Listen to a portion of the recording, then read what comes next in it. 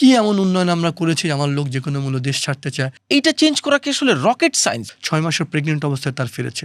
ব্যবহারটা ভালো করতে তো কোনো টাকা খরচ হয় না। এই রাষ্ট্রে কেউ তার পাশে দাঁড়ায়নি। তাদের মগজে ঢোকে না বিষয়টা। তারা ভয়ঙ্কর নিরাপত্তাহীনতায় বসছে। আমলাতান্ত্রিক জটিলতার মধ্যে পড়তে হয়। পৃথিবী একটা রঙ্গমঞ্চ হয়ে গেছে। সরকার সেই যোগাযোগটা করে উঠতে পারে না। এদেশের রাষ্ট্রীয় কাঠামো বলে কিছু নাই। বিমানবন্দরে প্রবাসীদের হয়রানি। গত বছর 21,000 বাংলাদেশি সাগর পাড়ি দিয়ে লিবিয়া হয়ে ইউরোপ ঢোকার চেষ্টা করেছে। তাদের অধিকাংশই মানব পাচারের শিকার। কই একজন ভারতীয় সাথে খারাপ ব্যবহার করে না। সেইটা করতে করতে আপনার হয়তো রোগীর মারা যাওয়ার মতো অবস্থা হবে। এই লোকে ক্যান্টনমেন্টে ঢুকে গেলে কেন নিয়ম মানে? কেন একটা রাজনৈতিক দলের জন্য অপেক্ষা করবে? পৃথিবীর এমন কোনো জেলখানা নাই যেখানে কোনো না কোনো বাংলাদেশে আনডকুমেন্টেড অবস্থায় অ্যারেস্ট নাই।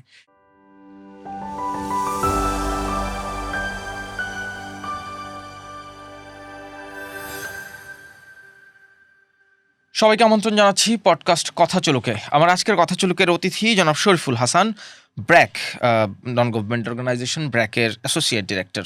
শরীফ ভাই, আপনাকে আমন্ত্রণ জানাচ্ছি। আপনাদেরকে ধন্যবাদ। আপনি ব্র্যাকে কাজ করছেন দীর্ঘদিন, একটা লম্বা সাংবাদিকতার ক্যারিয়ার শেষে আপনি মাইগ্রেশন এবং ইউথ প্ল্যাটফর্ম নিয়ে কাজ করেন। আজকে মূলত মাইগ্রেশন নিয়ে কথা বলতে চাই। মধ্যপ্রাচ্যের এই মুহূর্তের যে অবস্থা, বাংলাদেশের একটা বড় অংশের মানুষ মধ্যপ্রাচ্যে শ্রমিক হিসেবে কাজ করে এবং বাংলাদেশের অর্থনীতির বলা হয় তারা চালিকা শক্তি। এই যুদ্ধের কারণে মধ্যপ্রাচ্যে যারা প্রবাসী বাংলাদেশি তারা এক ধরনের শঙ্কার মধ্যে আছে।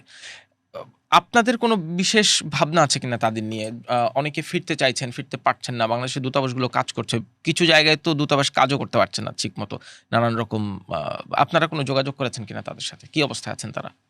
না, ধন্যবাদ। আপনি যদি 2-3টা শব্দেই পুরো বিষয়টা যেটা আপনি বললেন, মধ্যপ্রাচ্য যুদ্ধে সবচেয়ে বেশি আসলে ইম্প্যাক্ট বা প্রভাব পড়ে প্রথমত অভিবাসী, তারপর হচ্ছে বাংলাদেশ অভিবাসী এবং বাংলাদেশ অভিবাসীকে আমি আলাদা করছি এই কারণে, আপনি মধ্যপ্রাচ্যের যদি দেশগুলো দেখেন, এই সংযুক্ত আরব আমিরাত, সৌদি আরব, কাতার, বাহরাইন, ওমান, কুয়েত, এই দেশগুলোতে যদি আপনি কখনো যান তাহলে দেখবেন আপনার রাস্তাঘাটে দেখে মনে হবে এটা মধ্যপ্রাচ্যের চেয়ে আপনি বেশিরভাগ বিদেশি পাবেন। বিদেশি মানে আপনি সেখানে আমেরিকান, ইউরোপিয়ান, পাকিস্তানি, ইন্ডিয়ান, এবং এই দেশগুলোর মোট জনসংখ্যা যদি আপনার প্রায় 6 কোটির মতো হয়, এই 6 কোটির মধ্যে আপনার প্রায় 3.5 থেকে 4 কোটি হচ্ছে আপনার বিদেশি ইমিগ্রেন্ট, অভিবাসী। তো তার মানে বলা হয় যে মধ্যপ্রাচ্যের যে কোনো দেশ, সংযুক্ত আরব আমিরাত বলেন বা সৌদি আরব বলেন, এখানে যারা বসবাস করে তারা যদি সব ভোটাধিকার থাকে তাহলে সম্ভবত কোনো ইন্ডিয়ার বা পাকিস্তানের বা বাংলাদেশের মতো লোকজন সব এমপি মন্ত্রী হয়ে যাবে। তো এই যে অভিবাসী, এই যুদ্ধে সবচেয়ে বড় প্রভাব পড়ছে অভিবাসী, এবং বাংলাদেশের 1 কোটি লোক আমাদের দেশের বাইরে থাকে, সব মিলিয়ে এর মধ্যে 75 লাখ থাকে হচ্ছে মধ্যপ্রাচ্যের এই দেশগুলোতে। সৌদি আরবে আপনার 20 থেকে 25 লাখ, আরব আমিরাতে 10 থেকে 15 লাখ, বাকিরা কাতার, বাহরাইন, ওমান, কুয়েত। তো একেবারেই এই যুদ্ধটা সরাসরি প্রভাবটা কী পড়ছে যদি আপনাকে বলি, মানে এই যুদ্ধে প্রথমত ইরানের লোকজন মারা গেছে, আয়াতুল্লাহ খোমেনি সহ। তারপর তাদের পাল্টা হামলায় ইসরায়েল এবং যুক্তরাষ্ট্রের অল্প কিছু লোক মারা গেছে। তারপর যদি দেখেন যুদ্ধ শুরু হতে না হতেই ইতিমধ্যে কিন্তু 2 জন বাংলাদেশি প্রাণ হারিয়েছে। একজন আপনি জানেন বাহরাইনে এবং আরেকজন হচ্ছে সংযুক্ত আরব আমিরাতে। এবং এর মধ্যে একজন যিনি আরব আমিরাতে ছিলেন তিনি সেখানে প্রায় 35 বছর ধরে ছিলেন, এবং সন্দ্বীপের চট্টগ্রামে আরেকজন মানুষ। তার আসলে এই প্রবাসীদের টাকায় তো দেশ চলে। তার কন্যা মেয়ের বক্তব্য আমি দেখছিলাম কালকে। আমি স্থানীয় সাংবাদিকদের মাধ্যমে আসলে ঘটনাগুলো সিলেট এবং চট্টগ্রামে জানার চেষ্টা করি। ফ্যামিলির যে আসলে আপিল, ঈদে তাদের আবার আসার কথা ছিল এবার অনেক দিন পর। আপনি যেটা হয়, এই বাহরাইনে আমি একজন প্রবাসীকে পেয়েছিলাম যে অপেক্ষা করছে 26 বছর পর সে দেশে আসবে। মানে তার ছোট মেয়েটাকে সে জন্মের পর দিয়ে গেছে, দেখেই নেয়। এই যে মানবিক গল্পগুলো থাকে, এবং সরাসরি তো আসলে এই যুদ্ধের ফলে তারা ভয়ঙ্কর ক্ষতিগ্রস্ত। আমি একটু যদি বলি যে সংযুক্ত আরব আমিরাতের কথাটা বলি, কারণ আরব আমিরাত, দুবাই, সারা পৃথিবীর মানে ইউরোপিয়ান আমেরিকানদের একটা বড় হাব হয়ে উঠেছিল দুবাই। কেমন আপনার ওখানে ট্যাক্স লাগে না, আপনি ওখানে থাকেন, কোটি টাকার ফ্ল্যাট, বাড়ি, গাড়ি সব কিছু মিলে মনে করা হয়তো এক ধরনের নিরাপদ আশ্রয়স্থল। কিন্তু ধরেন ইরানের সেই মানে ড্রোন বা বোমা এসে যখন আজকে আপনার দুবাইতে বা আরব আমিরাতে আঘাত হানছে, আপনার ওখানকার বিদেশিরা কিন্তু কত দ্রুত সেই জায়গায় ছাড়বে, একদম তারা ভয়ঙ্কর নিরাপত্তাহীনতায় বসছে। মানে এই যে আরবের দেশগুলো যেইভাবে গড়ে উঠেছিল গত 30, 40, 45, 50 বছরে, সেই জায়গায় কিন্তু খুব বড় একটা ধাক্কা। মানে তারা কিন্তু আপনার ইসরায়েলের বা যুক্তরাষ্ট্রের কিন্তু এক ধরনের সুরক্ষা থাকে এমন যুদ্ধে কী করবেন, কিন্তু আরব আমিরাত বা বাহরাইনের মতো দেশগুলোর তো সেই সুরক্ষাটা নেই, যার ফলে এই দেশগুলো অর্থনীতি থেকে আরম্ভ করে অভিবাসন পুরোটা হুড়মুড়িয়ে পড়ছে, যার প্রভাব আগামী দিনগুলোতে আরও স্পষ্ট হবে। আর বাংলাদেশ যেহেতু পৃথিবীর সেই দেশগুলোর একটা, মানে সারা পৃথিবীর 200টা দেশের মধ্যে যদি বলি, বাংলাদেশ হচ্ছে 6ষ্ঠ সারা পৃথিবীতে, যার সবচেয়ে বেশি অভিবাসী কর্মীরা, প্রবাসী কর্মীরা দেশের বাইরে থাকে, এবং প্রতি বছর আমাদের 10 থেকে 12 লাখ কর্মী যায়। আপনি মানে আমাদের প্রতি মাসেই গড়ে ১ লাখ কর্মী যায়। আমাদের বৈদেশিক কর্মসংস্থান প্রতি বছর যে ২০ লাখ তরুণ শ্রম বাজারে প্রবেশ করে, তারা কিন্তু দেশে চাকরি পায় না। একটা বড় অংশই তারা দেশের বাইরে কাজ করতে চায় এবং $৩০ বিলিয়ন দেশে আসে। তো এই যুদ্ধটা যদি আসলে আর কিছুদিন কন্টিনিউ করে, তাহলে আপনার আমাদের অভিবাসন, প্রবাসী আয় সমস্ত জায়গায় ধাক্কা পড়বে। আপনি যে প্রশ্নটা করেছেন, ফেরত আসার প্রক্রিয়াটা আসলে এখনো ফেরত আসার মতো ঐরকম পরিস্থিতি বা ঐরকম আলোচনা এখনো যায়নি। আ কারণ আসলে এখনো তো আসলে বোঝা যাচ্ছে না। যদি ফেরত আসতে হয় আমাদের, আপনি মধ্যপ্রাচ্যের আমাদের ৭৫ লাখ বা প্রায় ১ কোটি মানুষ, এরা যদি কখনো ফেরত আসে, আপনার তো আমাদের পুরো দেশের অর্থনীতির তো অবস্থা আপনি দেশের মধ্যে এদের জায়গা দিবেন কি হুম। করে? ফ্লাইট সবকিছু মিলে এটা আরেকটা ভয়ঙ্কর দুর্যোগ হয়ে আসবে। কিন্তু একবারে সব লোক ফেরত আসবে বা এরকম সংকটময় পরিস্থিতি হবে বলে মানে আমি সেরকমটা না, আশঙ্কা করছি না। আমরাও সেই প্রত্যাশা করি না যে সেরকম সংকটময় পরিস্থিতি তৈরি হোক। কিন্তু আমার প্রশ্ন হচ্ছে, মানে যখনই মধ্যপ্রাচ্যে কিংবা বিশ্বের যেকোনো জায়গায় যেখানে বাংলাদেশি প্রবাসীরা থাকেন, এই ধরনের এক ধরনের সিচুয়েশন তৈরি হলে আমরা দেখি যে বাংলাদেশদের ইভাকুয়েট করার জন্য একটা আমলাতান্ত্রিক জটিলতার মধ্যে পড়তে হয়। সরকারের প্রিপারেশন থাকে কিন্তু সরকার সেই যোগাযোগটা করে উঠতে পারে না। বা আপনাদের মতো বেসরকারি সংস্থাগুলো সেই কাজটা করতে হয়। এইখানে কি আসলে প্রিপারেশনের অভাব দেখেন আপনি? সেটা কূটনৈতিক পর্যায়ে হোক, সরকারের আমলাতান্ত্রিক জায়গায় হোক? না দেখুন আসলে আপনি বাংলাদেশের যেই মান আপনাদের শিক্ষা, অর্থনীতি, স্বাস্থ্য যেই মান হবে আপনি আন্তর্জাতিকভাবে যেকোনো ঘটনায় আপনি তো সেরকমই মান পাবেন। কোনো একটা আন্তর্জাতিক ঘটনা ঘটলে যুক্তরাষ্ট্র যেভাবে সামলাবে বা ইউরোপ যেভাবে সামলাবে, মধ্যপ্রাচ্যের কোনো দেশ সামলাবে, তো বাংলাদেশের সক্ষমতা বা ওই ঘাটতি তো কিছুটা থাকবেই। সেটা মানে এইখানে এবং তার চেয়ে বড় সংকট হচ্ছে আপনি তো আসলে তো প্রস্তুতিটা কেমন? যেমন কোভিড মহামারী যখন হঠাৎ করে চলে আসলো হুম। যেমন, এখন আপনি যখন চীনে শুরু হলো আপনি বুঝতে পারছেন যে এরকম একটা দুর্যোগ আসবে। আপনি সেরকম দুর্যোগ বোঝার পরেও আপনার যখন মানে আমার তো মনে আছে আপনার মাছ থেকে আরম্ভ করে পিপিই আমাদের কোনো ধরনের প্রস্তুতি ছিল না। সেটাকে আপনি হয়তো কিছুটা ব্যর্থতা বলতে পারেন। কারণ জেনে বুঝে আমরা প্রস্তুতি নিচ্ছি না। তো এই যুদ্ধটা কিন্তু সেরকম না। এটা হঠাৎ করেই ধরেন যুক্তরাষ্ট্র এবং ইসরায়েল যে ইরানে হামলা চালাবে এবং ইরান যে পাল্টা সংযুক্ত আরব আমিরাত, দুবাই, বাহরাইনে হামলা চালাবে, এইটা তো আসলে এটা ঠাউর করা যাচ্ছিল না। খুব বেশি তো বোঝা যাচ্ছিল না। কাজেই এই মুহূর্তে এবং তার ফলশ্রুতিতে আপনার ৩ দিনে ১০২টা ফ্লাইট বন্ধ হবে। আমাদের লোকজন যেতে পারবে না। এইটা একেবারেই হঠাৎ করে। এটা খুব প্রস্তুতি নিয়ে, খুব সংকট নিয়ে কাজেই সেই জায়গায় আমি প্রস্তুতির ঘাটতি আছে সরকারের সেরকম বলব না। আপনি যদি দেখেন আমাদের রাজনৈতিকভাবে এখন যে সরকারটা এসেছে আসলে অফিসিয়ালি তার মেয়াদই শুরু হয়নি। সংসদ বসলে তার মেয়াদ শুরু হয়। কার্যকলাপ কলমে বললে আসলে এখনো সংসদই বসেনি। তারা মানে মাত্র ফেব্রুয়ারি ১২ তারিখ ইলেকশন হলো। আপনি এখন পর্যন্ত মানে ২ সপ্তাহের বেশি মাত্র হয়েছে তারা ক্ষমতায় এসছেন এবং তারা সর্বশেষ ক্ষমতায় ছিলেন সেটাও ২০ বছর আগে। এই ২০ বছরে তো পৃথিবী বদলে গেছে। আপনার সোশ্যাল মিডিয়া, ফেসবুক, মেটা, অভিবাসন খাত পুরো পৃথিবী বদলে গেছে। তো এই সরকারের যারা নীতি নির্ধারক বা মন্ত্রী বলেন বা প্রতিমন্ত্রী বলেন, তারাও যে অনেকগুলো এই বিষয়গুলো জানেন, দেখভাল করেন তা তো না। তার আগে যে সরকার ছিল তারা হয়তো আপনার আ দেখভাল করেছে হচ্ছে আপনি লিবিয়া থেকে ৩৭,০০০ লোক লিবিয়া যুদ্ধের কারণে ফেরত আসা, কোভিড হুম। মোকাবেলা করেছে। কিন্তু এই সরকার যারা আছে তারা আবার কিছুটা ইরাক-কুয়েত যুদ্ধ দেখেছে। আপনি ইরাক-কুয়েত যুদ্ধের কারণে আমাদের ১ম যদি আমাদের বলি উপসাগরীয় যুদ্ধ ৯০ সালের পর তার ধারাবাহিকতায় ইরাক-কুয়েত যুদ্ধের সূত্র ধরে আমাদের ১ম আমরা অনেক বাংলাদেশীদেরকে আমাদের ফেরত আনতে হয় যে যুদ্ধটা আসলে অনেকটা লম্বা সময় ধরে হয়েছিল। তারপরে আমরা ২০১০ সালে আমরা লিবিয়া থেকে প্রায় ৩৭,০০০ বাংলাদেশি ফেরত নিয়ে আসি। হ্যাঁ, এই প্রক্রিয়াগুলোতে সরকারের সাথে আন্তর্জাতিক সংস্থা বা আমরা সেগুলো নানানভাবে আমরা থাকি।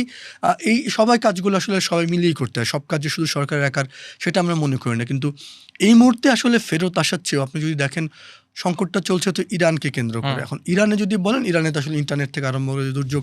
ইরানের বাংলাদেশ দূতাবাসের সঙ্গে এই যে বিকল্প যোগাযোগ করে আপনার যুক্তরাষ্ট্রের বা ইসরায়েলের না হয় স্যাটেলাইট আছে। তাদের পৃথিবীর সব যোগাযোগগুলো তাদের নিজস্ব যোগাযোগটা অন্য কিছু থাকে। তো আমরা তো আসলে নিয়মিত আপনি যোগাযোগ করা যে ইরানের সাথে করা সেটা আমরা করতে পারছি না। মানে ওখানে কি খবরটাই হচ্ছে পাওয়া যাচ্ছে না আসলে। খবরটা আমাদের পাওয়া যাচ্ছে না। মধ্যপ্রাচ্যে ধরেন আমরা খবরটা পাচ্ছি ১-২ বছর পরে এবং এই যে মধ্যপ্রাচ্যের যে এইরকম পরিস্থিতি হবে আমরা তো পরে আপনি এই সংকটটা আসলে সংযুক্ত আরব আমিরাত, দুবাই তাদের জন্যে এমন রীতিমতো সংকট হয়ে যায় তো অনেক বিলিয়ন টাকা আছে। তারাই আসলে বুঝতে পারছে না এই ক্রাইসিসটা কী সামলাবে। আপনার যেটা বলছিলাম দুবাই বা আরব আমিরাত ছেড়ে লোকজন যাওয়ার জন্যে মানে জেট ভাড়া থেকে আরম্ভ করে হুম। ব্যক্তিগত জীবন হুড়োহুড়ি লেগে গেছে। বরং আপনি যদি আমি বলি আমি রাশিয়া ইউক্রেন যুদ্ধের পর আমি অনেক রাশিয়ানকে বা ইউক্রেনের লোকজনকে চিনি যারা দুবাইতে বা তারা এই জায়গাগুলোতে এসেছিল। এখন মধ্যপ্রাচ্যের যুদ্ধ তো আসলে কাদেরকে সবচেয়ে বেশি প্রভাব ফেলবে আপনি দেখেন। সবচেয়ে বেশি প্রভাব ফেলবে হচ্ছে এই যে বাংলাদেশের মতো দেশ, ভারতের মতো দেশ কিংবা পাকিস্তান, শ্রীলঙ্কার মতো আমাদের এশিয়ান নাগরিকরা, যাদের এই যে বলছি যে ওখানে প্রায় 6 কোটির মধ্যে প্রায় 3-3.5 কোটি মানুষ কাদের, ভারতের, পাকিস্তানের, শ্রীলঙ্কার আর বাংলাদেশের। এখন যদি আমার ধরেন কোনো ব্যবস্থাপনায় আমার নাই, ধরেন যদি সত্যি সত্যি মধ্যপ্রাচ্যে ভয়াবহ যুদ্ধ লেগে যায় এবং প্রত্যেক দেশকে তার নাগরিকদের ফেরত নিতে হয়, সত্যি সত্যি আমাদের পক্ষে সম্ভব না।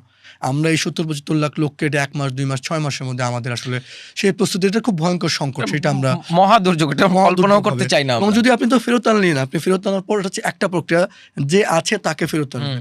এখান থেকে যে যাওয়ার জন্য প্রস্তুত হচ্ছিল, যে বছরে 10 লাখ লয়, এখন যে তার ভিসা শেষ হয়ে যাচ্ছে, সে ফ্লাইট যেতে পারছে না, তার কি হবে? সে আবার যেতে পারবে কিনা? কারণ আপনার যখন তার যাওয়াটা যদি বিলম্ব হয়, মধ্যপ্রাচ্যে যে উন্নয়ন কাজগুলো চলছিল, কনস্ট্রাকশন বা অন্যান্য কাজ, সেই কাজের জন্য কর্মী যাওয়া কথা। এখন সেই কাজগুলো যদি বাধাগ্রস্ত হয়, তাদের সেই কর্মী ফের লাগবে কিনা? তার মানে যে যাচ্ছে সে প্রভাব পড়ছে, যে আছে সে প্রভাব পড়ছে, এবং যদি ফেরত আসে আপনার প্রবাসী আয় $30 বিলিয়ন। এই যে বাংলাদেশ এত বিশ্বব্যাংক বলেন, অন্য কথা বলেন, বাংলাদেশ যে সক্ষমতার সাথে কথা বলতে পারে, এইটার কারণ হচ্ছে 3টা জিনিস আমি সবসময় বলি। কি? প্রথমত বাংলাদেশের কৃষক, ঝড়, বন্যা, দুর্যোগ যাই হোক না কেন, আপনি ধান উৎপাদন বলেন, মাছ উৎপাদন বলেন, আলু উৎপাদন বলেন, দেখেন বাংলাদেশের মতো দেশ, আপনি এখানে বীজ ফেললে আপনার গাছ হয়ে যায়, এইটা আপনাদের একটা শক্তি। দ্বিতীয় শক্তি আমাদের হচ্ছে গার্মেন্টস, এবং তৃতীয় হচ্ছে প্রবাসীরা। এই অর্থনীতি ভিড় করছে কিন্তু তাদের উপর।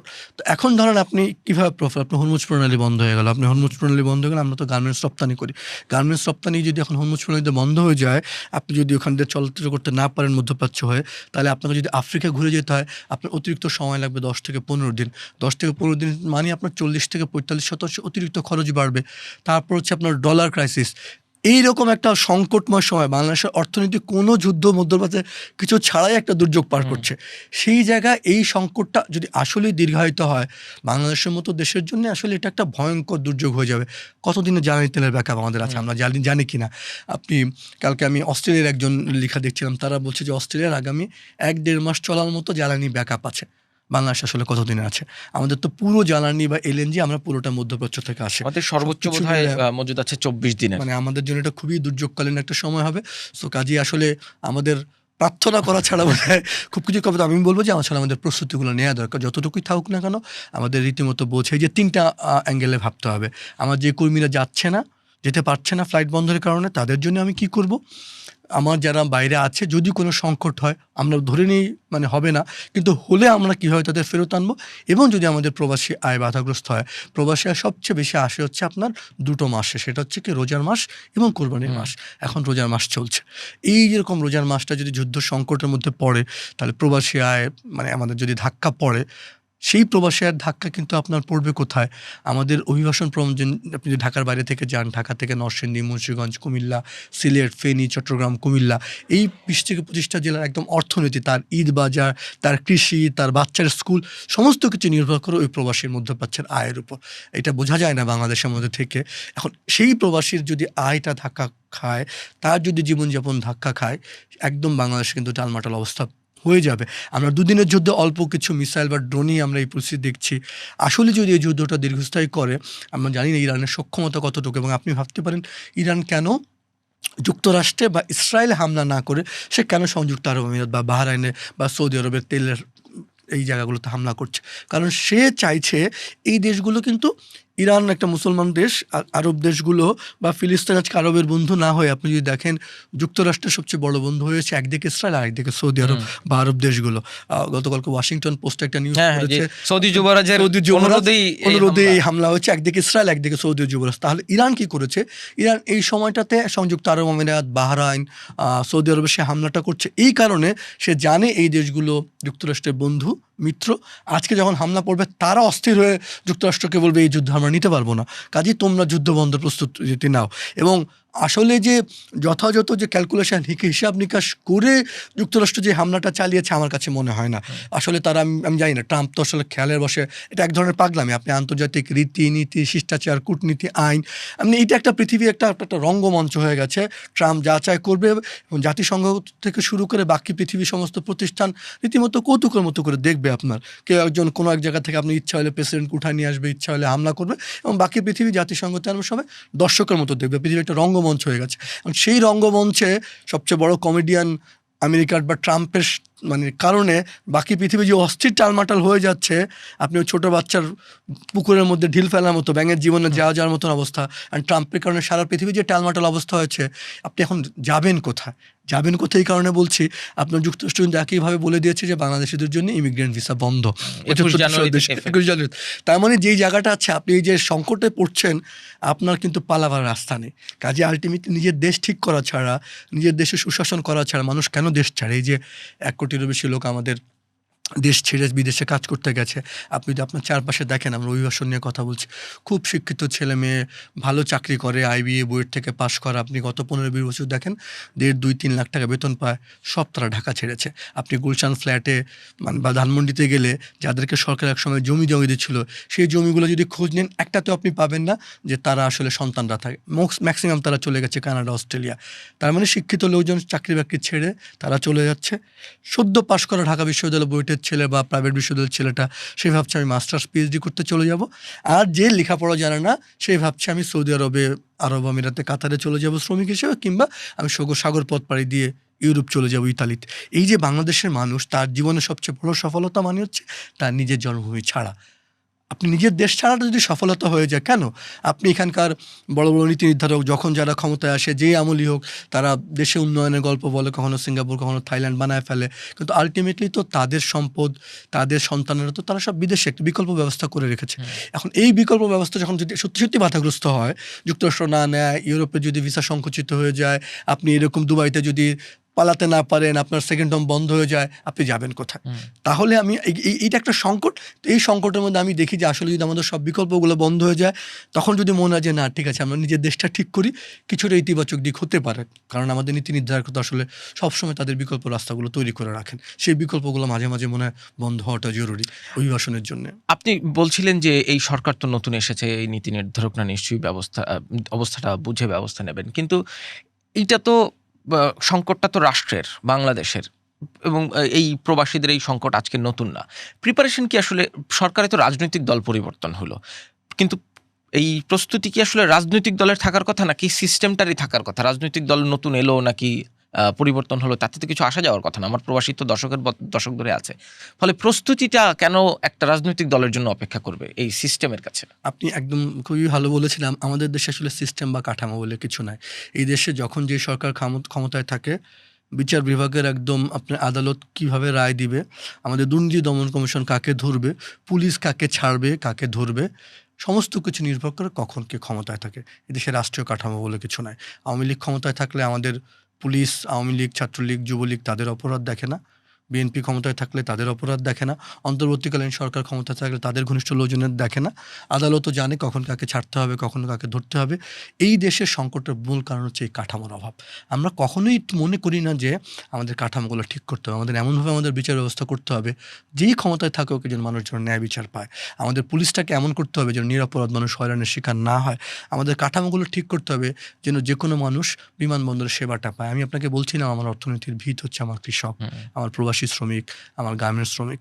রোজ সকালবেলা এই ঢাকা শহরে যেই মেয়েগুলো শুকনো লিকলিকের শরীর গার্মেন্টসে কাজ করতে যায়, যেই কৃষক ধান ফলাতে যায়, যেই প্রবাসী, এই যে 1 কোটিরও বেশি লোক যারা $30 বিলিয়ন পাঠায়, তাদেরকে আদৌ মানুষের মর্যাদা আমরা দিই?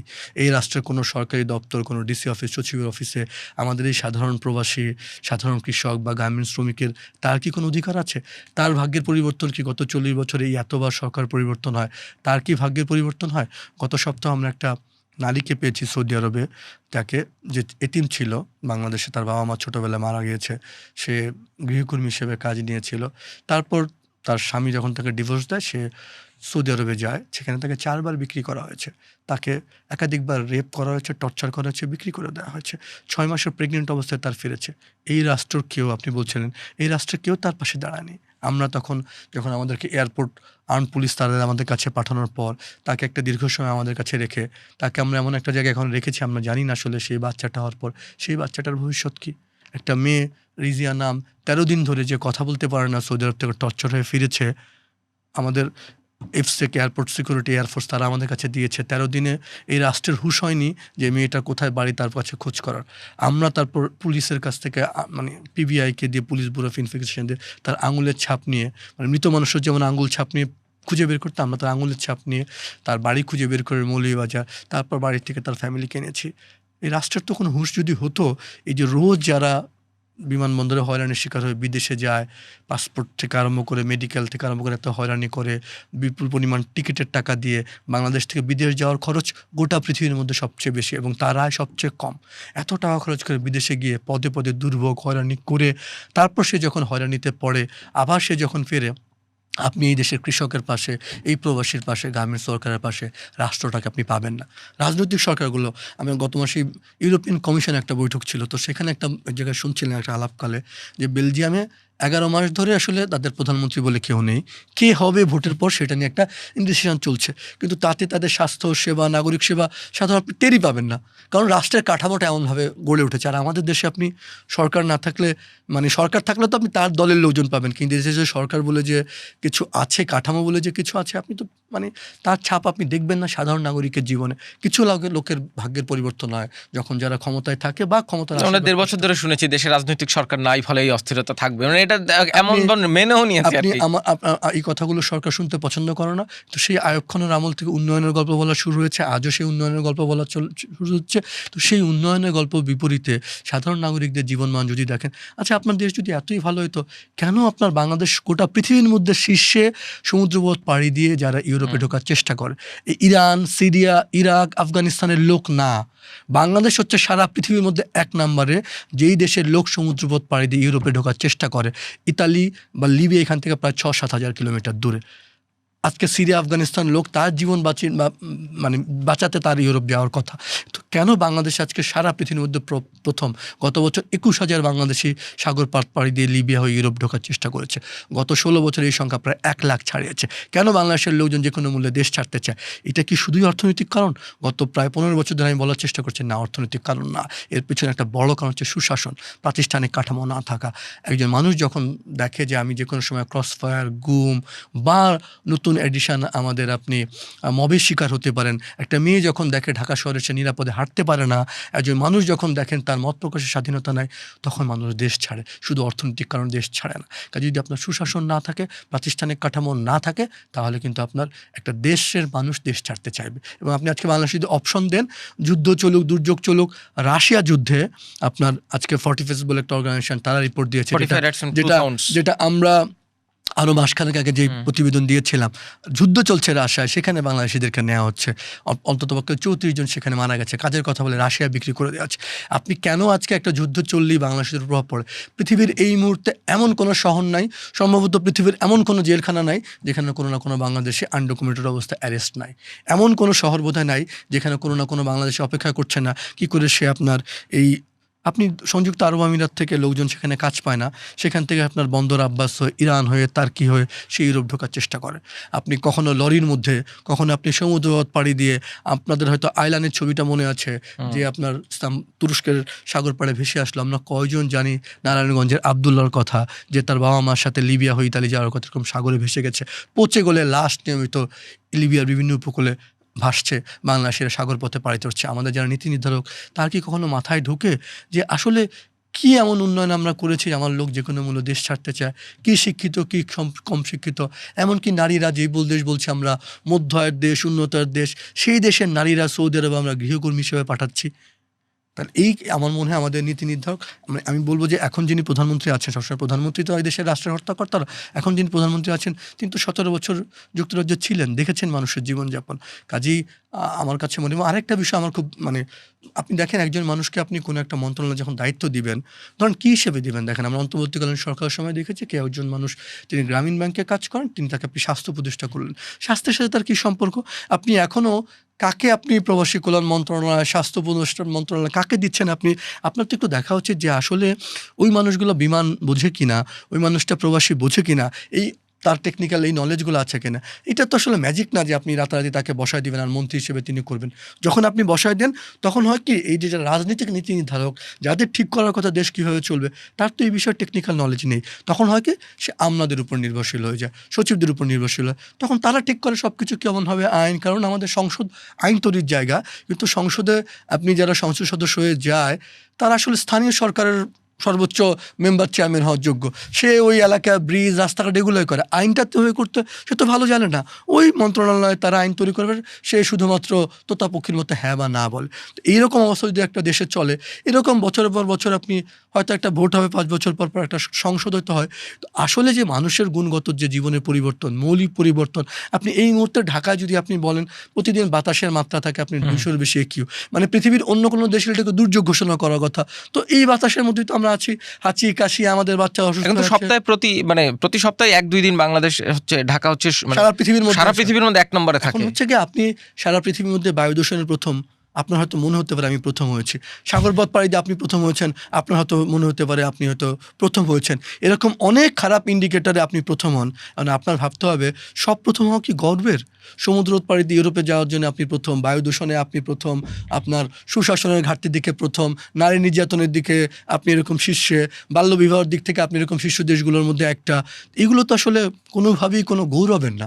তো কাজেই আমার কাছে মনে হয় আমাদের একটু একটু করে যদি আমরা শুরু করি যে না ভাই আমার দেশে অনেক হয়েছে, আমি আমার এখন যেটা আপনি বলছেন প্রাতিষ্ঠানিক কাঠামো, আমি আমার আদালতটা ঠিক করব, আমি আমার বিচার ব্যবস্থা ঠিক করব, আমি আমার পুলিশটা ঠিক করব, যে ব্যক্তি যেই ক্ষমতায় থাকুক না কেন সাধারণ মানুষ তার সেবাটা পাবে। আপনি যে দেখেন আমাদের এই ঢাকার যে ইন্টারন্যাশনাল এয়ারপোর্ট, যেটা প্রায় 40 বছর আগে 80 দশক, এই এয়ারপোর্ট প্রস্তুত না আমার এই এত লোককে ডিল করার জন্য। আপনি একটা নতুন বিমানবন্দর 3rd টার্মিনাল করা হয়েছে, আপনি রাজনৈতিক চক্করে এখন আপনি চালু করতে পারছেন। এই যে সমস্ত কিছুতে রাজনৈতিক গন্ধ খোঁজা, দেশকে কখনো কখনো সংকটের মধ্যে হচ্ছে আপনার দেশের কথা ভাবতে হয়। দেখেন আপনি বাংলাদেশ থেকে আমাদের সাবেক প্রধানমন্ত্রী শেখ হাসিনা যখন আপনার ভারতে চলে গেল, ভারত তাকে আশ্রয় দেবে কি না, কীভাবে দিবে, সেই জন্য কিন্তু বিজেপি কংগ্রেস তাদের রাজনীতি বিভেদ বলে একসাথে বলে সর্বদলীয় বৈঠক হয়েছে। আমাদের কবে কোন দলের সর্বদলীয় বৈঠক দেখেছেন? আওয়ামী লীগ বিএনপি জামাতকে ছাড়া নির্বাচন করে ক্ষমতা যে আপনি এখনও তো আমরা সেই ধরনের একটা নির্বাচন দেখি। আপনি আজকে থেকে 10-12 বছর পর ইতিহাসে তো আপনি সেরকমই দেখবেন। এই যে সবাইকে নিয়ে, সব মানুষকে নিয়ে দেশের স্বার্থ ভাবা, সেটা তো আমরা দেখি না। এই যে সংকটগুলো, নাগরিকের সংকট, দেখেন জুলাই আগস্টের পর প্রবাসীরা, সারা দেশের মানুষজন তারা তো আশাবাদী হয় একটা সুন্দর বাংলাদেশ হবে। সেই সুন্দর বাংলাদেশের পথে কি আমরা হাঁটতে পেরেছি? যেই মানুষগুলো বিদেশে আছে, যার ঘামে শ্রমে এই দেশের অর্থনীতির ভিত, আপনি তার মনের কষ্টটা দেখেন। সে তো এতটুকু পরিবর্তনের যে স্বপ্ন দেখেছিল, সেখান থেকে তো সে এখন 1000 মাইল দূরে।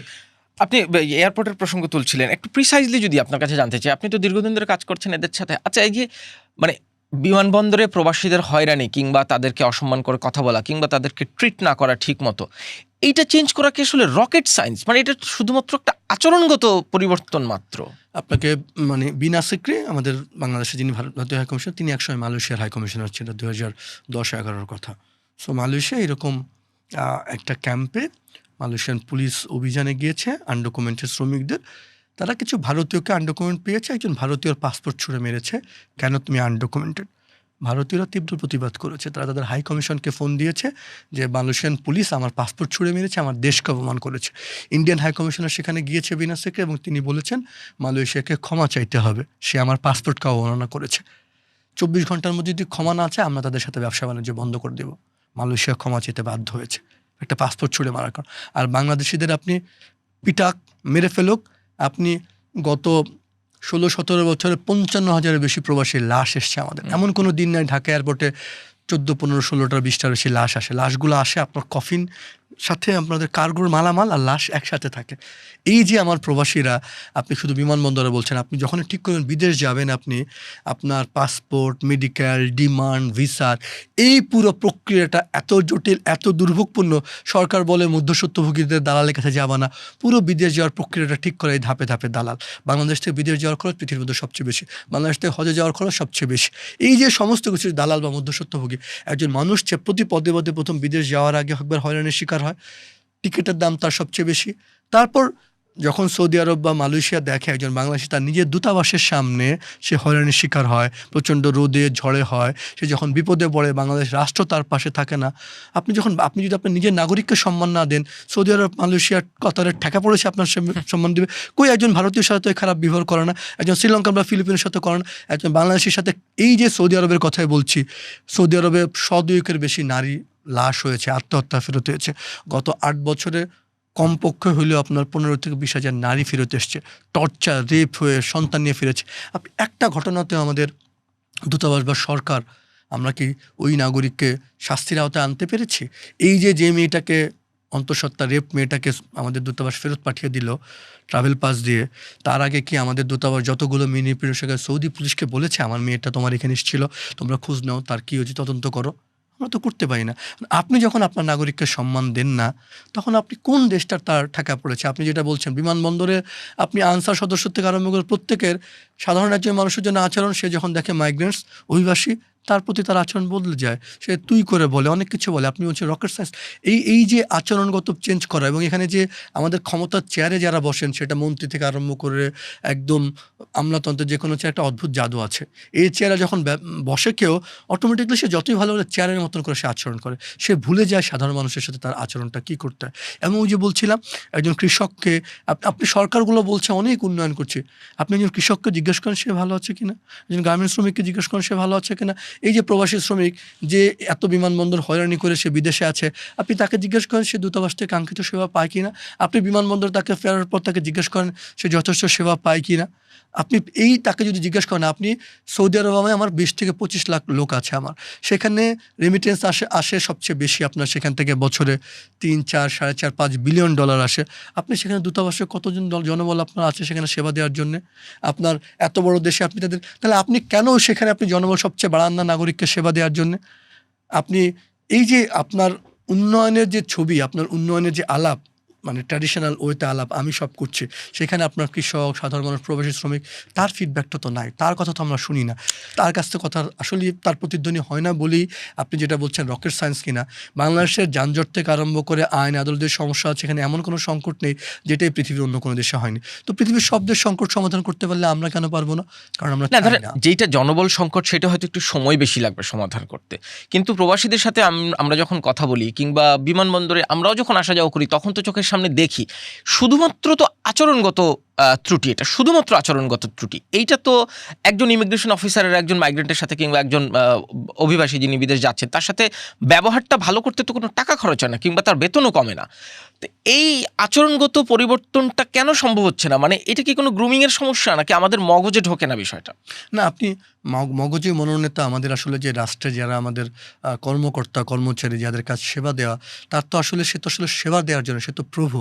আমাকে যে ব্রিটিশ যে আমলাতন্ত্র শিখিয়েছে, তখন তো ব্রিটিশ সিভিল সার্ভিস ছিল, তারা তো বিদেশি, আর আমাদের তো যে প্রভুত্ব সেটা তো যায়নি। আমাদের সাধারণ মানুষের জন্য এতই ভালো, কোনো একজন ডিসি বা ইউনো বা পুলিশ কর্মকর্তা যদি তার সাথে শুধু ভালো আচরণ করে, কাজটাও না হয়, ওই কৃষক বলবে গিয়ে ডিসি সাহেব, ওসি সাহেব ফেরেস্তার মতো, তার কাজ হয় না। কিন্তু আপনি যে বলছেন যে আচরণটা একদিনে পরিবর্তন হয় না, তাকে যে দিনের পর দিন যে তাকে আচরণ পরিবর্তনের জন্য আপনি করবেন, বলবেন এবং একটা জবাবদিহিতার কথা আনবেন।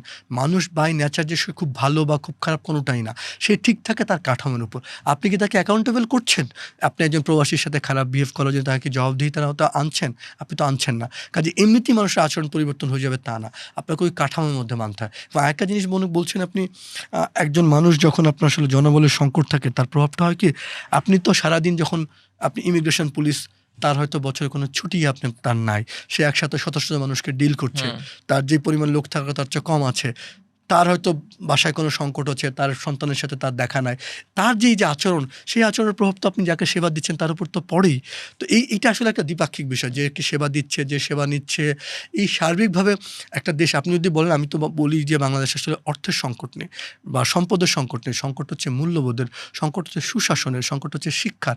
আপনি কি আপনার শিক্ষার মধ্যে দেখিয়েছেন যে আপনি তো ক্লাস 1 থেকে শিখিয়েছেন তাকে কবিতা মুখস্থ করা, অঙ্ক মুখস্থ করা, তার লাইফ স্কিল ট্রেনিংটা দিয়েছেন কী করে আরেকজনের সাথে ব্যবহার করতে হয়, বাসে একজন প্রেগনেন্ট নারী দাঁড়ালে তার সাথে কী বিহেভ করতে হয়। আপনি এই দেশে একজন প্রেগনেন্ট মানুষ কোনো পাবলিক বাস উঠতে পারে কিনা দেখেন, রাস্তায় হাঁটতে পারে কিনা দেখেন, শেখানো হয়েছে আমাদেরকে আরেকজন মানুষের সাথে কী বিহেভ করতে হয়, রাস্তাঘাটে থুতু ফেলা যায় কিনা, কী করে আরেকজনের সাথে কথা বলতে হয়। আপনি তো ছোটোবেলা থেকে শেখান নাই। এদেশের যে পুলিশ, এদেশের যে ওসি, এদেশের যে ডিসি, সে তো আপনার, আমারই ভাই, আমাদেরই আত্মীয় স্বজন।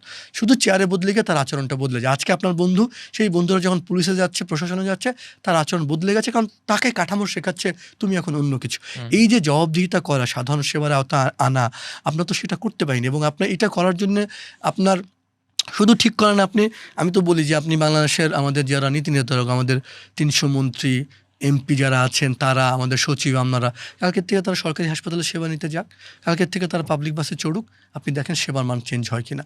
আপনি যখন অটোমেটিকলি কিন্তু হয়, কারণ আপনার তো যে বিকল্প বললাম, আপনার জন্য বিকল্প আছে বেসরকারি হাসপাতাল, আপনার জন্য বিকল্প আছে সিঙ্গাপুর, থাইল্যান্ড, আপনার জন্য বিকল্প আছে ভিভিআইপি। পৃথিবীর আর কোনো দেশে আপনি এত ভিভিআইপি সিল পাবেন না। আপনি এমপি মন্ত্রী হচ্ছেন মানে আপনার জন্য ভিভিআইপি আছেন, আপনার ডিসি সচিব। এই যে ভিভিআইপি করতে করতে সাধারণ মানুষের আসলে সেবাটা কার, আদৌ কি ঢাকা শহরের কোনো নাগরিকের কোনো পাবলিক টয়লেটে যাওয়ার ব্যবহার করার সুযোগ আছে? আপনি ঢাকা এয়ারপোর্টের বাথরুমগুলোতে যান, আপনার মনে হবে তো এখানে মশার খনি। আপনার দেশের বিমানবন্দর দিয়ে বলা হয় যে ওই দেশটার ছবি পাওয়া যায়। আপনি ঢাকা বিমানবন্দরে নামেন, আপনি মশা, দুর্ভোগ, পাবলিক ট্রান্সপোর্ট। আপনি ঢাকা এয়ারপোর্ট থেকে নেমে কোনো একজন নাগরিক তার বাড়িতে ফিরবে, কোনো পাবলিক ট্রান্সপোর্ট আছে?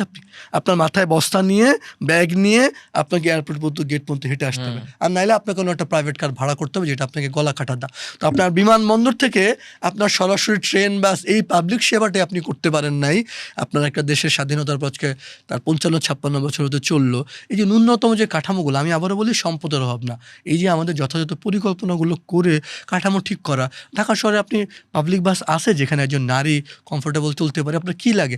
আপনি এত হাজার হাজার লাখ লাখ কোটি টাকার দরকার নেই। আপনি 1,500-2,000 এসি বাস নামান, 5 মিনিট পর পর সমস্ত জায়গায় আপনি এসি বাস চালান, আপনি বাধ্যতামূলক করেন সবার জন্য।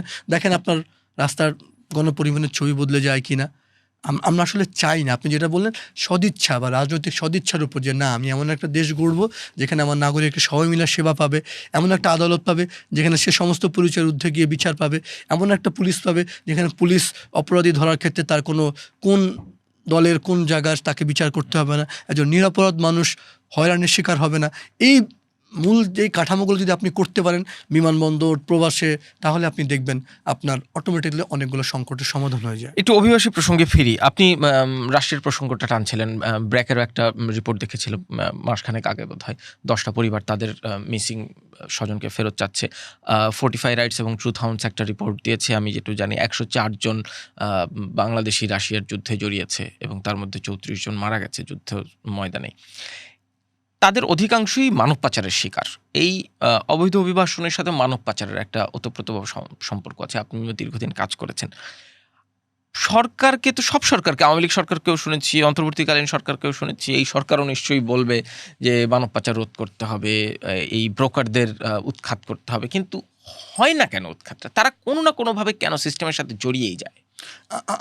আমরা একটা সম্প্রতি একটা গবেষণায় দেখেছি যে বাংলাদেশের প্রায় নিয়ারলি 80% মানুষ তারা আসলে কোনটা পাচার, কোনটা অভিবাসন, কোনটা বিদেশ যাওয়া, সেটা পার্থক্যটা খুব ভালোভাবে বোঝে না। তাদের কাছে বিদেশ যাওয়া এটা কিন্তু আমাদের নীতি নির্ধারকদের কাছেও তাই। আমার মনে আছে সমুদ্রপথ পাড়ি দিয়ে যখন আমাদের 2010, 11, 12, 13, 14 সালে অসংখ্য মানুষ থাইল্যান্ড, মালয়েশিয়া যাচ্ছিল, 2015 সালে গণকবর আবিষ্কার হওয়ার পর এটা নিয়ে সারা পৃথিবীতে তোলপাড় হলো। আমি কিন্তু তার আগে 11, 12, 13 সালে একাধিক রিপোর্ট সারা দেশে ঘুরে ঘুরে প্রথম আলোতে করেছিলাম যে আমাদের লোকজন সমুদ্রপথ পাড়ি দিয়ে যাচ্ছে। আমাকে তখন অনেক নীতি নির্ধারকরা, মানে ধরেন যার কাজ হচ্ছে বর্ডার দেখা বা ইমিগ্রেশন দেখা, তারা আমাকে বলেছে আমাদের লোকজন যদি সমুদ্রপথ পাড়ি দিয়ে দিক দিয়ে যদি মালয়েশিয়া চলে যায় আপনার প্রবলেমটা কি? আমাদের অনেক লোকজন মনে করে এয়ারপোর্ট দিয়ে অন্য দিয়ে যদি আপনার লোক ইউরোপে চলে যায়, ইতালিতে চলে যায়, প্রবলেমটা কি? আপনার রাষ্ট্রের যখন মন মানসিকতা হয় যে আমার লোকজন যে কোনো মূল্যে বিদেশ চলে যাক, গেলে টাকা আসবে, জীবনের মূল্যে হলেও। জীবনের মূল্যে হলেও, এবং আপনার তো রাষ্ট্র তো তাই ভাবে যে আপনার লোকজন যে কোনো মূল্যে দেশের বাইরে যাক, সে টাকা পাঠাক, তার ন্যূনতম মানবিক মর্যাদা না থাকুক, তখন কিন্তু আপনার এই অভিবাসন বা সুশাসন বদলে আপনার তখন অনিয়মিত অভিবাসন, মানব পাচার এইগুলো হয়ে থাকে। যার ফলে সহিত হয় কি, বাংলাদেশের পৃথিবীটা ছোট হয়ে যায়, আপনাকে লিগালি তখন ভিসা আপনার দেয় না। এবং আপনি যে মানব পাচারের কথা বলছেন, এখানে মানব পাচার তো আসলে এক ধরনের হয় সরাসরি পাচার, আর এই যে স্বেচ্ছায় চলে যায় যেটাকে আমরা বলি স্মাগলিং অফ মাইগ্রেশন, মানব চোরাচালান, মানে সে জেনে বুঝে সমুদ্রপথ পাড়ি দিয়ে লিবিয়া হয়ে বা সাগরপথ পাড়ি দিয়ে চলে যেতে চায়, এই যে স্মাগলিং অফ মাইগ্রেশন। মানে সে জানে যে একটা অনিশ্চিত যাত্রা সামনে, কিন্তু তারপরও সে যে কোনো মূল্যে, কারণ সে ভাবে যে এই দেশ ছাড়লে আমি আমার সমস্ত সংকটের সমাধান হবে, দেশ ছাড়লে আমি ভালো থাকবো, কারণ ওই যে দেশের মধ্যে কেউ স্বপ্ন দেখে না। এবং এইটা আপনার 82% তরুণ, ওয়ার্ল্ড ইকোনমিক ফোরাম বাংলাদেশ নিয়ে যে গবেষণা করেছে তাতে বলা আছে বাংলাদেশের তরুণদের যদি অপশন দেওয়া হয় 82% তরুণ, তাহলে তারা দেশ ছেড়ে চলে যাবে।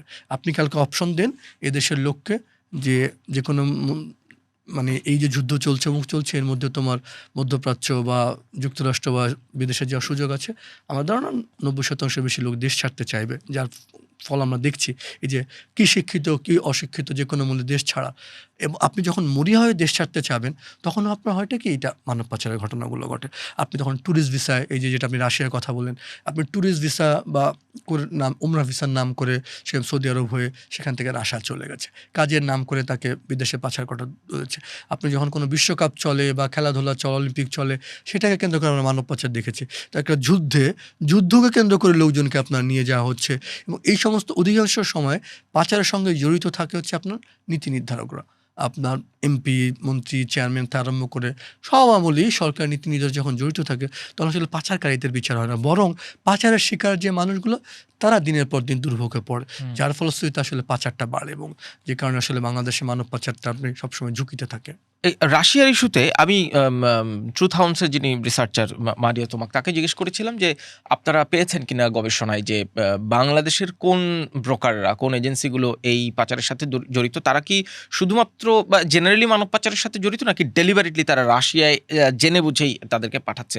তাদের গবেষণায় সেই বিষয়টা নেই, কিন্তু তারা মনে করেন যে এটা খুবই গুরুত্বপূর্ণ, সরকার যেন এটা ইনভেস্টিগেট করে দেখে, তাদের রিকমেন্ডেশনে আছে। এইটা কি আপনারাও গবেষণা করতে গিয়ে পেয়েছিলেন যে ডেলিভারেটলি রাশিয়ায় পাঠানোর জন্যই, ওই যুদ্ধে পাঠানোর জন্যই বাংলাদেশ থেকে এই মানুষগুলোকে পাচার করা হচ্ছে কিনা? আমাদের পর্যবেক্ষণ বলে যে যারা এই কাজগুলো করছেন তারা জেনে বুঝেই করছেন এই এজেন্সিগুলো। কারণ আপনি সুনির্দিষ্ট করে রাশিয়ার যেই এজেন্সির নাম এখন আসছে যারা পাচারের সাথে জড়িত, আমাদের পুরনো তথ্য প্রমাণ ঘেঁটে আমরা দেখেছি সেই একই এজেন্সিকে তারা মুন্সিগঞ্জ থেকে একদল লোককে আলজেরিয়ায় পাঠানোর কথা বলে পাচার করেছিল। আলজেরিয়ার সেই মানুষজন যখন বিপদে পড়ে তারা আমাদেরকে জানায়, তাদের সহে আমরা আবেদনগুলো আমাদের প্রবাসী কল্যাণ মন্ত্রণালয়ে দিয়েছিলাম। সেই সময় একটা অনুসন্ধান হয়ে সেই এজেন্সির লাইসেন্স বাতিল হয়েছিল। আমরা সেই এজেন্সিকে আবার দেখলাম পরবর্তীতে তারা রাশিয়ায় মানব পাচারের সঙ্গে যুক্ত হয়েছে। কাজেই আপনার শুনে অবাক হবেন আপনি, এই রাশিয়ায় পাচারের সঙ্গে যুক্ত বলে আমাদের আইনশৃঙ্খলা রক্ষাকারী আইন যাদেরকে চিহ্নিত করেছিল, তাদেরকে এই পাচারকারীদের সাথে নিয়ে আমাদের প্রবাসী কল্যাণ মন্ত্রণালয় কিছুদিন আগে গত বছর তারা একটা বৈঠক করার চেষ্টা করছে, কি করে আপনি নিরাপদে রাশিয়ায় কর্মী পাঠাবেন। তো এই দেশে আপনি আমাদের পাচারকারী যারা, তাদের সাথে আমাদের যেটা বলছিলাম সরকার নীতি নির্ধারণের এক ধরনের সখ্যতা থাকে, এবং এই অভিবাসন বা মানব পাচারের টাকা সেটা আপনার একদম নানান সরকারের সবচেয়ে উঁচু যে একদম নানান পর্যায়ে আসলে এটা যায়, যেটা সুবিধাভোগী তারা হয়। যার কারণে আপনি দেখবেন পৃথিবীতে হচ্ছে আপনার সেক্স ট্রাফিকিং, আর্মস, ড্রাগ, এগুলো হচ্ছে পৃথিবীর সবচেয়ে টপ যে 2-3টা ইরেগুলার বা ইল্লিগাল বিজনেস, তার মধ্যে একটা আছে। আপনার কি হয় মানব পাচারের সাথে আপনার সম্পর্কটা কি? আমাদের দেখবেন অনেক লোকজন মনে করে যে, আমি যদি সৌদি আরবের কথাই বলি, সৌদি আরবে 2020-21 অর্থ বছরে রেমিটেন্স আসতো আমাদের $5.7 বিলিয়ন। গত 5 বছরে সৌদি আরবে নতুন করে আরও প্রায় 20 লাখ কমে গিয়েছে। তো রেমিটেন্স নেমে এসছে $3.5 বিলিয়ন। তাহলে নতুন করে 20 লাখ লোক গেলে আমার রেমিটেন্স $2 বিলিয়ন কমলো কেন? কেউ হয়তো মনে করতে পারে টাকা হুন্ডিতে আসে। হুন্ডিতে কোনোদিন কোনো টাকা আসে না। হুন্ডিতে ওই দেশের টাকা ওই দেশেই থেকে যায়, এখানে থাকে। কি হয় ফোর পার্টি বিজনেস। হুন্ডিতে কি হয়? আপনার ওই যে টাকাটা থেকে গেল, ও টাকাটা এখানে পাচার করে, এইখানে যারা দুর্নীতি করছে তাদের সেই টাকাটা যে বিদেশে লেনদেন হয় মূলত এই হুন্ডির মাধ্যমে আপনি কানাডাতে, পৃথিবীর বিভিন্ন দেশে যে কোনো মানুষ যে আপনি বলেন যে তার আপনার টাকা পৌঁছাতে হবে, আপনি বৈধভাবে বাংলাদেশ থেকে আপনি হয়তো তার সন্তানকে টাকা পাঠাতে পারবে না, ভারতে বা থাইল্যান্ডে মেডিকেলে টাকা পাঠাতে পারবে না। তো এই হুন্ডিটা খুবই চলমান। এই যে মানব পাচার হচ্ছে, ইরেগুলার বিজনেস, সেই কারণে তার আপনি ভিসা ডিমান্ড কেনাবেচা করছেন, এই যে টাকার লেনদেন হচ্ছে, যখন একটা দেশে এই ধরনের অনিয়মিত অভিবাসন হয়, মানব পাচার হয়, তখন সেই দেশে দুর্নীতি, লুটপাট অনেক বেশি হয়। সেই টাকাটাও কিন্তু এর সাথে লেনদেনগুলোর উপর জড়িত থাকে। তবে হুন্ডি নিয়ে আমরা তো অনেক কথা শুনি, কিন্তু আমার ধরেন ব্যক্তিগত অভিজ্ঞতা কিংবা ধরেন আমার আশেপাশের মানুষের জানাশোনা, হুন্ডি করতে মানুষ অনেক সময় বাধ্য হয় না। ধরেন আপনি ভারতে হয়তো ট্রিটমেন্ট করাতে গেছেন, আপনার হয়তো এখানে 10 লাখ টাকা লাগবে। আপনি ঢাকা থেকে তো কোনো ব্যাংকিং চ্যানেলেই আমি ভারতে টাকা পাঠাতে পারবো না। এরপরও যদি আপনি চেষ্টা করেন, বাংলাদেশ ব্যাংকে যাবেন, অনুমতি নেবেন, এবং সেইটা করতে করতে আপনার হয়তো রোগীর মারা যাওয়ার মতো অবস্থা হবে। সেই ক্ষেত্রে তো হুন্ডিটা it's a matter of minute আপনি টাকাটা পাঠায় দেওয়া। আমি কি বাধ্য হচ্ছি না হুন্ডি উপর নির্ভর করতে? আপনি আসলে একদম আপনি বাংলাদেশ থেকে বৈধভাবে কোনো দেশের টাকা পাঠানোটা এটা এত জটিল এবং প্রায় অসম্ভব প্রক্রিয়া, জটিল না, প্রায় অসম্ভব। জটিল এবং প্রায় অসম্ভব প্রক্রিয়া, যার ফলশ্রুতিতে যখন আপনি বৈধভাবে টাকা পাঠাবেন আপনাকে মোটামুটি হয়রানির শিকার হতে হবে। তার ফলশ্রুতিতে যেটা আপনি বলছেন, তার ফলশ্রুতিতে যে অনিয়মিততা বা হুন্ডিতে টাকা লোকে পাঠাতে বাধ্য, এটা যেমন সত্য। আবার ঠিক একইভাবে মধ্যপ্রাচ্যে ধরেন সৌদি আরবে যে বাংলাদেশিটা কাজ করে ওর ক্যাম্পে, মাস শেষে যখন ও বেতন পায়, ওর টাকাটা পাঠাবে ওর ঘরের কাছে, তো বাংলাদেশের কোনো ব্যাংক নাই। ও তখন করে কি, ওই যে হুন্ডিওয়ালা তার কাছে পৌঁছে, তোমার টাকাটা এই মুহূর্তের মধ্যে পৌঁছে দিচ্ছে, ও তখন টাকা পাঠাতে তার কাছে দিতে বাধ্য হয়। এখন তার ফলশ্রুতিতে আপনি বৈধভাবে টাকা পাঠানোটা আপনি এত কঠিন করে রেখেছেন, কিন্তু আপনার দেশের ব্যবসায়ীরা তারা সিঙ্গাপুরে বিলিয়নিয়ার হয়ে যায়, কানাডাতে বেগম পাড়া করে, পৃথিবীর বিভিন্ন, মালয়েশিয়ায় সেকেন্ড হোম করে। কি করে করে? তাদের টাকা কি করে যায়? এবং দুর্নীতি দমন কমিশন আমাদের, তারা কি কোনোদিন দেখেছে এই যে যারা শীর্ষ বিলিয়নিয়ার হয়, আপনার আওয়ামী লীগ আমলে এস আলম বলেন কিংবা অন্য যাদের ব্যবসায়ী আপনি বলেন, তারা কি দুর্নীতি দমন কমিশন তাকে একটা চিঠি দিয়েছে যে ভাই তুমি যে ওই দেশে বিলিয়নিয়ার হলে বাড়ি করলা, কীভাবে তুমি টাকাটা নিয়েছিল? আমাদের দুর্নীতি দমন কমিশন একটা অদ্ভুত প্রতিষ্ঠান, যারা ক্ষমতায় থাকে সেই মন্ত্রী এমপিদের দুর্নীতি তারা দেখে না। তারা দেখে হচ্ছে তারা যখন সাবেক হয়ে যাওয়ার পর, যখন তাদের দুর্নীতি তারা ক্ষমতা থাকে না, তখন তাদের আবার বোধটা জাগে। এইরকম দুর্নীতি দমন কমিশন, এরকম আইন শৃঙ্খলা রক্ষা কারণে, এরকম আমলাতন্ত্র, মানে আমরা এগুলো যেখানে করেছি হচ্ছে দুর্নীতিবাজ বা যারা অপরাধী তাদেরকে সুরক্ষা দেওয়ার জন্য। আপনাদের কুয়েতের পাপুল সাহেবের কথা মনে আছে কিনা আমি জানি না, যিনি মানব পাচারের সাথে যুক্ত ছিলেন, আমাদের সেই সময়ের পররাষ্ট্রমন্ত্রী, তিনি সংসদে বলেছেন তারা আসলে এই ধরনের কোনো কিছু জানেন না। সেখানে কুয়েতের যিনি রাষ্ট্রদূত ছিলেন, রাষ্ট্রদূত, এমপি, তারা যখন এই প্রচার প্রক্রিয়ায় জড়িত ছিলেন। আপনি মালয়েশিয়ায় 2005-06 এখন যারা ক্ষমতায় আছে, বিএনপি ক্ষমতায় আছেন, সেই সময় কলিং ভিসার নামে আপনার অনেক অনিয়ম দুর্নীতি হয়েছিল। তার বিচার কি হয়েছিল? আওয়ামী লীগ এমন আমরা দেখলাম আবার সেই 10 জনের সিন্ডিকেট হলো মালয়েশিয়ায়, 1000 কোটি টাকা আপনার পাচার হয়েছিল।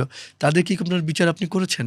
আপনার এই যে আপনি যখন দুর্নীতি, লুটপাট, মানে আপনি দেখবেন আমাদের দেশের ভূমি অফিসের সরকারি দপ্তরের ফি হয়তো 100 টাকা, তো আপনি সেই বৈধভাবে সেই 100 টাকা ফি দিতে পারবেন না, আপনার সেটার জন্য ঘুষ দিতে হবে হয়তো আপনার 10,000 টাকা, চাইলেও হয়তো পারবেন না। আপনি আপনি আপনি আমাকে বলেন আপনার ভূমি, আপনি এই যে উন্নয়নের গল্প বলছি, স্বাধীনতার পরে আজকে 55 বছর পরে এসে, 56 বছর এসে এই দেশের ভূমি সেবা অফিস কি দুর্নীতিমুক্ত হয়েছে?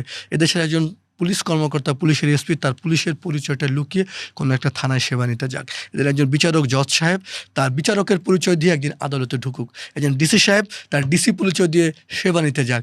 তাহলে তারা বুঝবেন যে এই দেশে আমলাতন্ত্র বা নাগরিক সেবা কতটুকু আছে। আপনি যখন নাগরিক সেবা আপনি ওরা হয়রানি, দুর্নীতি, লুটপাটের মধ্যে আপনি ফেলে দেবেন, তখন নাগরিকরা কোথায় যাবে? নাগরিক তো জীবন তো, যে আপনি বললেন ঘরে বাইরে পদে পদে তার একটা বিপর্যস্ত অবস্থা। মেডিকেলের সিন্ডিকেট, বিদেশের টিকিটের সিন্ডিকেট। আপনি ঢাকা থেকে সৌদি আরবের ফেয়ার, আপনি ইন্ডিয়া থেকে যান, যে ফেয়ার 50,000 টাকা, বাংলাদেশে সে ফেয়ার হয়ে যায় 2.5 লাখ টাকা। কী জাদু হয়?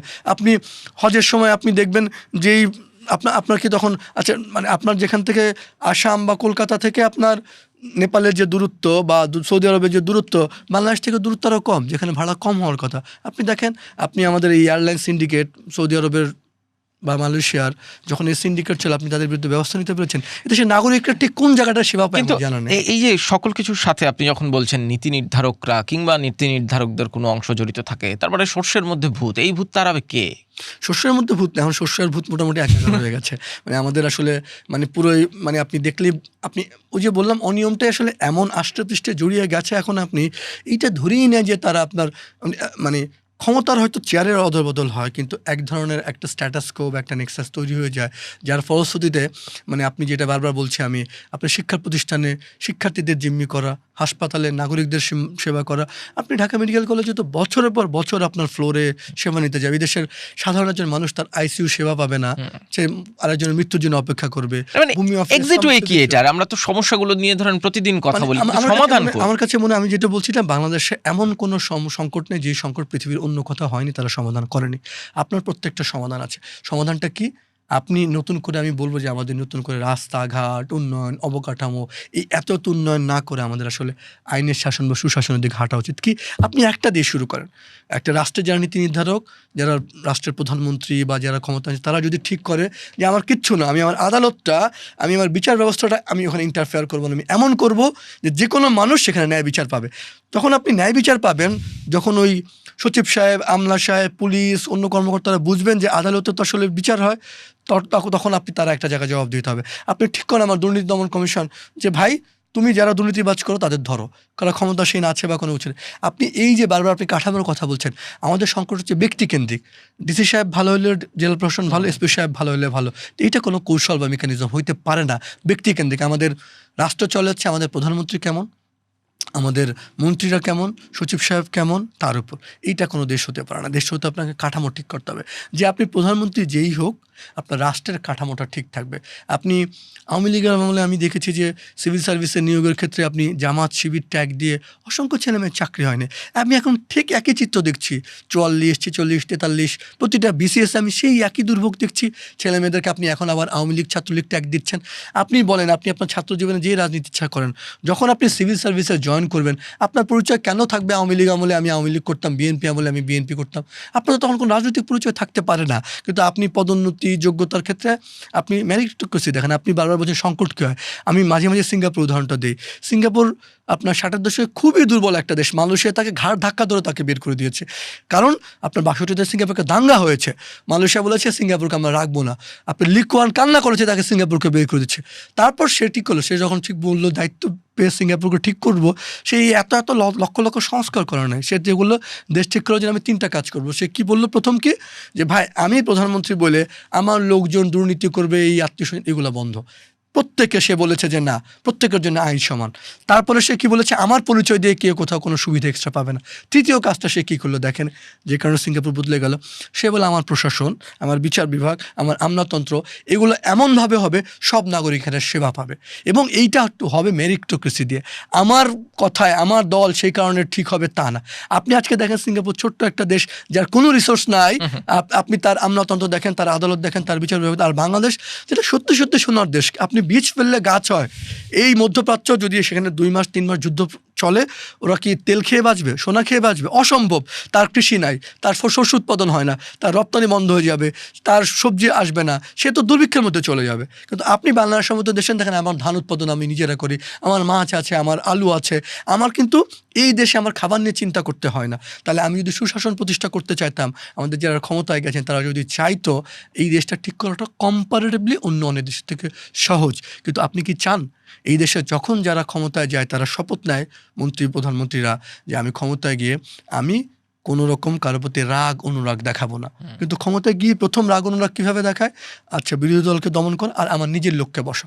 আপনি যখন নিজের লোককে সব জায়গায় বসাচ্ছেন, তার মানে তো আপনি রাগ অনুরাগে চলে গেলেন, আপনি আপনার শপথ ভঙ্গ করলেন। এই দেশে গত 55 বছর ধরে যখন যারা ক্ষমতায় দিয়েছে প্রত্যেকটা সরকারের আমলে তারা শপথ ভঙ্গ করেছে, তারা কাঠামোগুলো ঠিক করেনি। এই যে আপনি জানতে চাইলেন দেশ ঠিক করা, সেটা দেশে হোক, প্রবাসে হোক, বিমানবন্দরে হোক, কিংবা কোনো থানায় হোক, আদালতে হোক, কিংবা দূতাবাসে হোক, ঠিক করার উপর আপনি তার প্রাতিষ্ঠানিক কাঠামোগুলো ঠিক করেন। আপনি যোগ্যতা মেধা দিয়ে লোককে বসান, দায়িত্বে এসেছেন, তাকে জবাবদিহিতার আওতায় আনেন, যেন তাকে ওই যে মানুষটা সেবা নিতে আছে সে ঠিক করুক। বিশ্ববিদ্যালয়ের শিক্ষার্থী ঠিক করুক যে আমার ঢাকা বিশ্ববিদ্যালয়ের শিক্ষক যোগ্য কিনা, তিনি ক্লাস ঠিক মতো নেয় কিনা। যিনি পাসপোর্ট সেবা নিতে আসেন তিনি বলুক আমি সেবা পাই কিনা। ভূমি অফিসের সেবা নিতে আসা লোকটা বলুক আমার সিলেন ঠিক আছে। আপনি যখন জবাবদিহিতা নাগরিকের কাছে নিয়ে যাবেন, তখন আপনার দেখবেন সেবার মানটাও ঠিক হবে। আমি আবারও বলি, আমাদের যারা রাজনৈতিক ক্ষমতায় থাকে তারা অনেক সময় আমলাতন্ত্রকে দায়ী করে, কোনো কোনো সময় জনগণকে দায়ী করে। জনগণ খারাপ, তারা কিছু জানে না, লোকে নিয়ম মানে না। তো এই লোকে নিয়ম মানে না, এই লোকে ক্যান্টনমেন্টে ঢুকে গেলে কেন নিয়ম মানে? কারণ সে জানে যে এখানে আমি নিয়ম না মানলে আমার শাস্তি হবে। তো আপনি সেরকম যদি আইনের শাসন প্রতিষ্ঠা করেন, কি দেশে কি প্রবাসে বাংলাদেশিরা ভালো থাকবে, দেশটাও ভালো থাকবে। শোভা, আপনাকে অসংখ্য ধন্যবাদ। অনেকগুলো বিষয় নিয়ে আলাপ করলাম। এটা আসলে লম্বা আলোচনা, এই আলাপ শেষ হবে না। আমাদের আজকের কথাগুলোকে সময় দেওয়ার জন্য আপনাকে ধন্যবাদ জানাচ্ছি। কথা বলছিলাম মধ্যপ্রাচ্য এবং বাংলাদেশের প্রবাসী ইস্যু নিয়ে নানান রকম আলোচনা করলাম ব্র্যাকের অ্যাসোসিয়েট ডিরেক্টর শরীফুল হাসানের সাথে। আপনাদের সবাইকে ধন্যবাদ এতক্ষণ ধৈর্য ধরে দেখার জন্য।